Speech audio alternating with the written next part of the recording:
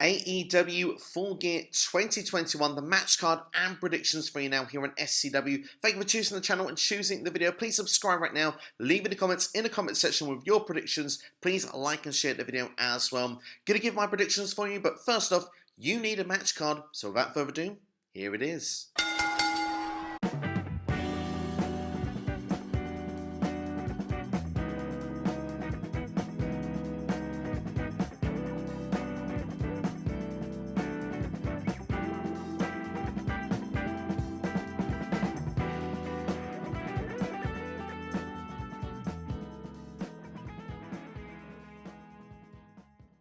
So that is the match card. Let's get straight into it, shall we? Then kicking off then with the World Title Eliminator Tournament Finals. Bryan Danielson, of course, has worked his way all the way through to the final, defeating Dustin Rhodes and Eddie Kingston, respectively, taking on Miro, who replaced Jon Moxley to get a spot straight in the semi-final to defeat Orange Cassidy to get through to this final spot. Now, first and foremost, thoughts and prayers go to Jon Moxley at this difficult time. Hope he gets the help that he needs and hope he returns to the ring real soon. But looking at this match, I mean, Bryan Danielson has been on a tear since coming to AEW, has been a breath of fresh air. I've enjoyed watching his matches. One little detail in particular of note I really enjoy is that he's finishing matches in so many different ways that it almost makes you feel that every near fall is believable. And I like that feeling in a match that I feel it can end at any time. So that I'm really enjoying with Bryan Danielson. But he's going against a Miro who's very game, who's looking to redeem himself after losing the TNT Championship. He's now been given an opportunity. He's questioning being given an opportunity. Is it to spite him once again,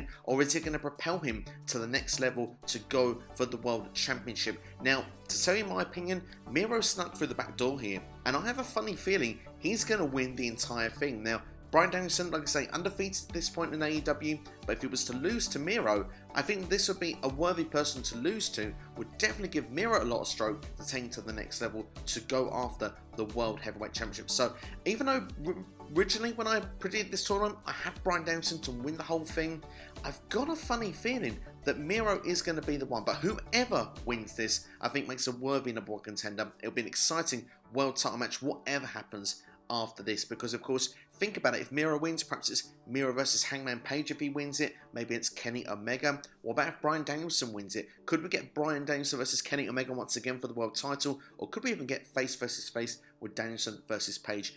Either or any match type sounds mouthwatering of the prospect of what's ahead here in AEW, but my prediction is Miro to pick up the W. Next, let's talk about CM Punk versus Eddie Kingston. Now, a few people were critical at first with this because Eddie Kingston, of course, lost in that semi-final World Title Eliminator Tournament match against Bryan Danielson, interrupted an interview with CM Punk backstage, who was going to be talking to, I believe, was Tony Schiavone at the time. This led to where CM Punk wanted an apology. Well, we got one face-to-face on Rampage looking for that apology, and my goodness, is the wrestling community looking forward to this one now, because that's all it took with these two. Eddie Kingston explaining why he doesn't need to give an apology because, well, he looked up to guys like CM Punk, Samoa Joe, Amazing Red, Bryan Danielson back in his Ring of Honor days, but he said he was being held down because someone was too friendly with creative back then. Punk actually saying, look, yeah, we did hold you back, but the reason was because you were not living up to your potential. This was just awesome stuff to watch these two go back and forth at it in the ring, seeing the little violin play from Eddie Kingston, also saying as well to CM Punk that he should take another 7 years off and this time not come back to where we saw what looked like quite a good realistic headbutt from CM Punk and a nice pull apart with referees, wrestlers involved. And do you know what? He did a job really well, because that's been done so much in wrestling, arguably been one of the most overdone things in the world. But when you've got a great, back and forth, face to face, in ring, words exchanged like this, you eat up so much and you're so into it. And I'm really looking forward to this match on pay-per-view. I think this is going to be hopefully a real breakout moment for Eddie Kingston, but I don't see him picking up the victory. Of course, CM Punk has come back. We're still on this sort of welcome back tour with CM Punk. I really do hope, though, long term, CM Punk gets a real direction in AEW, because I do feel he's been held back at this point. You've seen, we're mentioning Bryan Danielson and the last sort of match prediction I made, and how, I've been so excited watching Bryan Danielson matches, and I've really excited being CM Punk matches, but we've seen a direction with Bryan Danielson. CM Punk right now seems to be just handpicking people he wants to wrestle on the roster.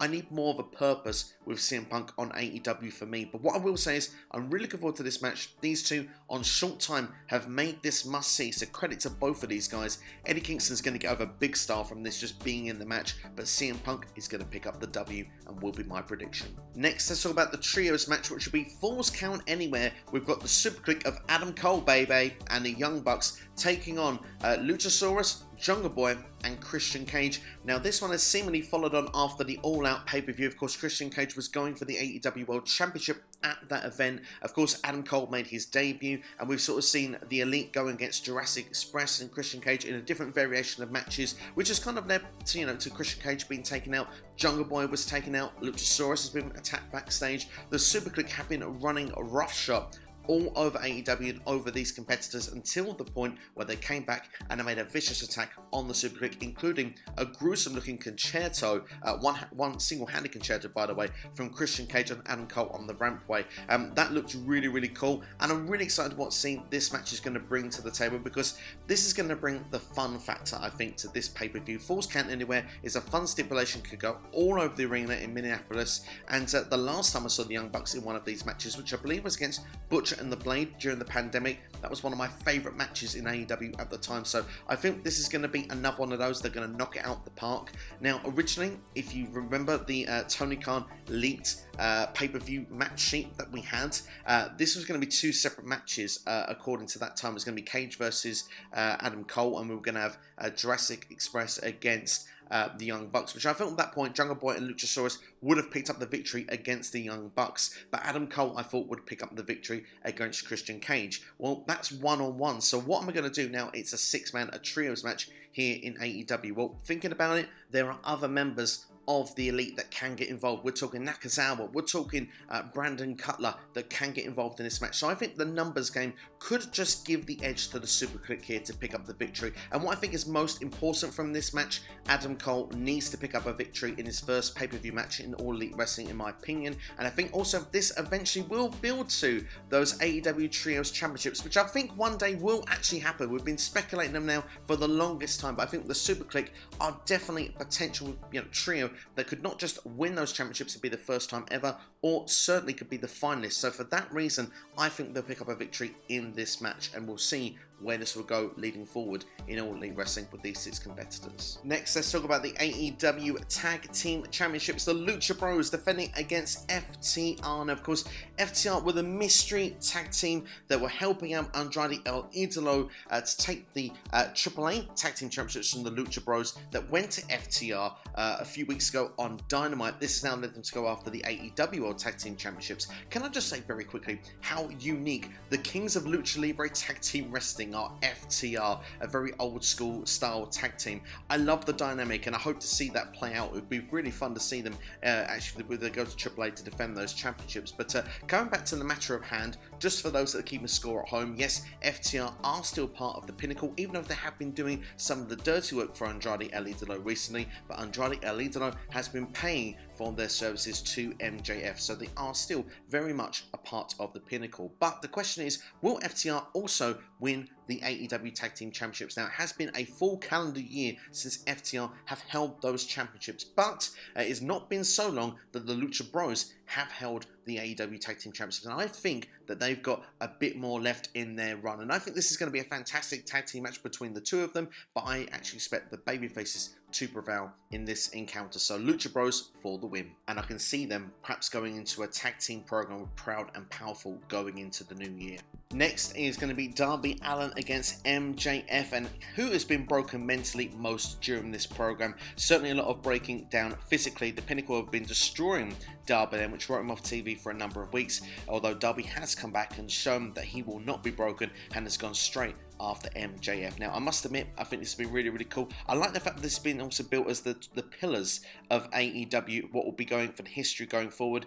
MJF, of course, explaining that him and Darby Allin are the top two right now. Of course, Jungle Boy and Sammy Guevara are probably the other two in amongst this, and those four, I agree, will be the stars for 10, 15 years to come. They've got age on their side, they've got time on their side, provided there's no big long-term injuries. These guys have all got the it factor to take them to the very top of All Elite Wrestling and the professional wrestling industry. But this match right now, it's almost the top two. Who is going to get there first? And of course, well, MJF has had a very good singles record. He's not been losing many matches. In fact, it's only all-out pay-per-views that seem to, hinder MJF at this point. But Darby Allin, he's resilient. He seems to come back in these matches, and it seems to be a thing, can he overcome the odds? Now, I think this is the hardest match to call of the entire card, because I can see, it's hard to bet against MJF. He seems to always get that heel heat, manages to carry forward, and I do feel that MJF needs a victory, but the story tells me that Darby Allin should pick up the victory here, because that would actually, put things right in the world, put MJF in his place, and then we can move forward and see where it goes with these guys next. But I've just got this feeling that MJF at the moment is going to pick up the victory. Like I said, he doesn't lose many matches. He always managed to find a way to keep that nuclear heat. So I think via cheating, some way MJF will escape this match, picking up the victory, and I think he'll lose to Darby Allin further down the line. Unless we get issues with Wardlow and Shawn Spears, which of course have been in MJF's corner of late. Of course, Wardlow has got the assistance of Shawn Spears, because Wardlow has mucked up a couple of times as of late, in MJF's opinion. So this could be really interesting. Like I say, it can go either way, this one. I do expect outside interference. Of course, like I said, there was Shawn Spears and Wardlow. Sting to make up the odds as well. I'm almost tempted to switch my prediction, but I will stick with MJF, and I think that Darby will get his revenge a different day. Perhaps if they do Winter is Coming in December as a Dynamite special, or perhaps even Battle of the Belts if they do that sort of Clash of Champions style event in January. That could be the place that Darby could get the victory over MJF instead. Next, let's talk about the Minneapolis Street Fight 10-man tag team match, although I don't think there'll be much tagging going on in this one, as it's a street fight. We've got the Inner Circle against the Men of the Year and American Top Team. This should be a lot of fun here. I expect perhaps some goofy spots in this match, particularly as Dan Lambert has been selected. The Inner Circle winning a match. It was Sammy Guevara defeating Ethan Page, and if he lost, Sammy Guevara would have lost his TNT Championship to Ethan Page, and also would have had to have left the Inner Circle, but of course that made it kind of obvious that Sammy was going to win, and that meant that of course they would get to pick their opponents at the pay-per-view, with knowing the Men of the Year would be two of them, and then the rest would be picked from American Top Team. Of course, Dan Lambert putting his big mouth in it, ended up getting himself picked in the end there. But looking at this, I'm going to keep it short and brief. It has been fun watching this exchange on the microphone week in and week out, but I think this one has it's peaking at this point. I think it needs to end at this pay-per-view. It's a nice spot to get the baby faces to pick up the victory. So Inner Circle to win, Dan Lambert probably to take the pinfall and to take a beating as well, and the crowd to go absolutely wild. So yeah, Inner Circle for the win. Next is a match I'm really looking forward to, the AEW Women's World Championship match. The Doctor, Britt Baker, D.M.D, taking on Tay Conti. Now, Britt Baker has been an absolute tear as women's champion. I'm thoroughly enjoying her run. She's got to be one of the most over acts in wrestling right now. It's always so much fun to watch the crowd go D.M.D as well. And she's one of those heels that you can't help but like either.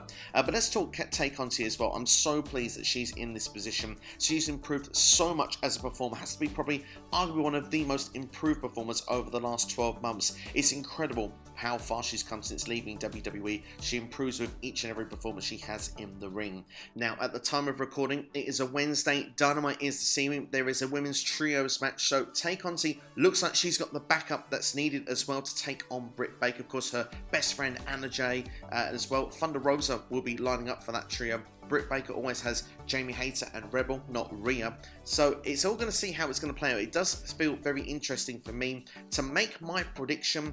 I still feel it's too early for Britt Baker to lose the championship at this stage, but I do expect a great performance here from Tay Conti. I think that she'll get a lot from this experience being on pay-per-view in a championship match, and I actually think she's been groomed as a future TBS champion. I still predict that Jade Cargill will be the first AEW Women's TBS champion, and I think Tay Conti could be the person that could be the first challenger, or could be the eventual challenger that takes the belt off of Jade, which then would release her to go into the main event picture.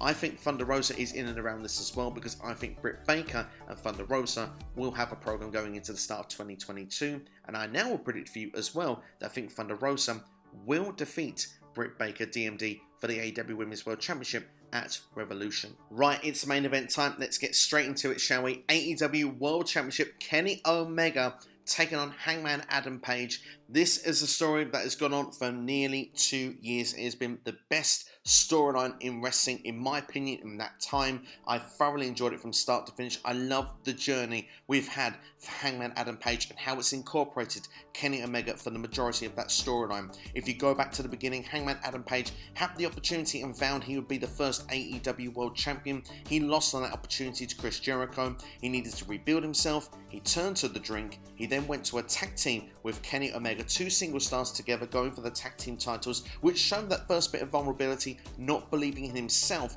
to go and win that World Championship. But him and Kenny held those tag team titles for well over 9 months, had arguably match of the year last year against the Young Bucks of Revolution. It got to a point then when they lost those tag team championships, and Hangman didn't just lose those belts, he lost his partner in Kenny Omega. Kenny wanted to go and be a single star again. Kenny went on to turn heel. Hangman Adam Page also lost the Young Bucks in amongst that as well, was kicked out of the Elite. It felt like he'd lost everything at this point, and of course, not really believing in himself, he put himself in that world title eliminator tournament, and he ended up facing Kenny Omega in the finals. That's right, 1 year ago that final was. It was the opening match of Full Gear of 2020, and of course Kenny Omega went on to pick up the victory in that match. Kenny Omega went on to become world champion, and Hangman Adam Page had to work his way back up the ladder once again, and he just didn't believe in himself anymore. He almost was like a self-sabotage style wrestler who didn't even want to associate himself with friends. He had the chance to be friendly with the Dark Order who believed in him,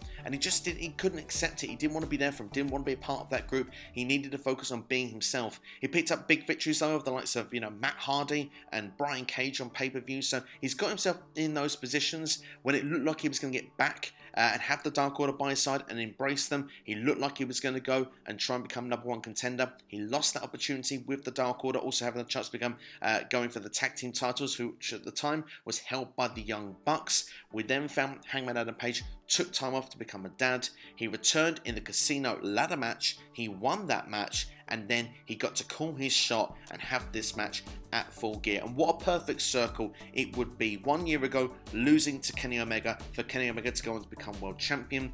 What a place it would be here for Hangman Adam Page to go on and win the AEW World Championship. So here's my take on it. It's time, because let's be fair, if Hangman Adam Page was to lose this match clean to Kenny Omega, I think fans will lose belief, will lose faith in Hangman. I think it's just one of those natural things. We've seen it happen countless times with wrestlers over the years. Dolph Ziggler is one that comes to my mind. Now, I know he was a world champion in WWE, but at the same time, he was sort of, every time fans believed in him, he was knocked down and knocked down and knocked down to the point that fans just didn't care anymore. I don't want to see that for Hangman Adam Page. Now, there is always a way that someone else could come in and cost Hangman the match, and let's be fair, the heel heat would be nuclear.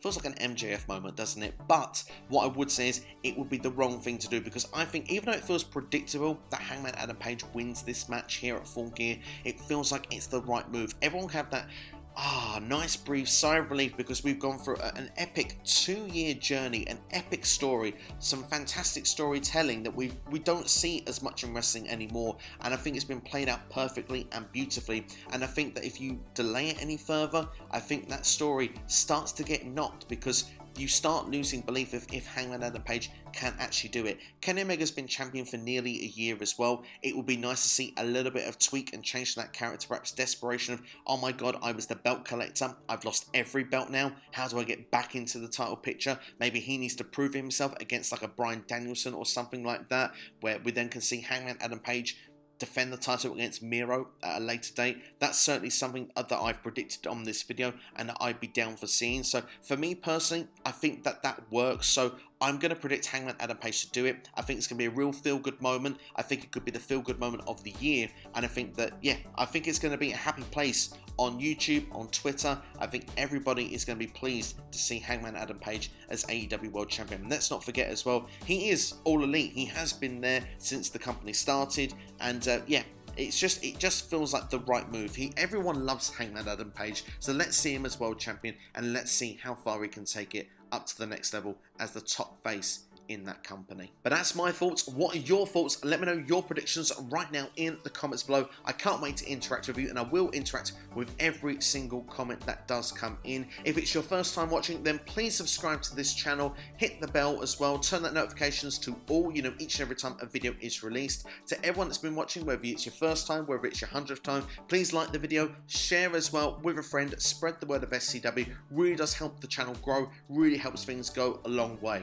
But in the meantime, while you're here, why not check out another video that's popping up on the screen right now. Thank you for watching. Enjoy Full Gear 2021. I'll see you very soon with another video here on SCW. Take care, have yourselves a good one, and I'll see you next time.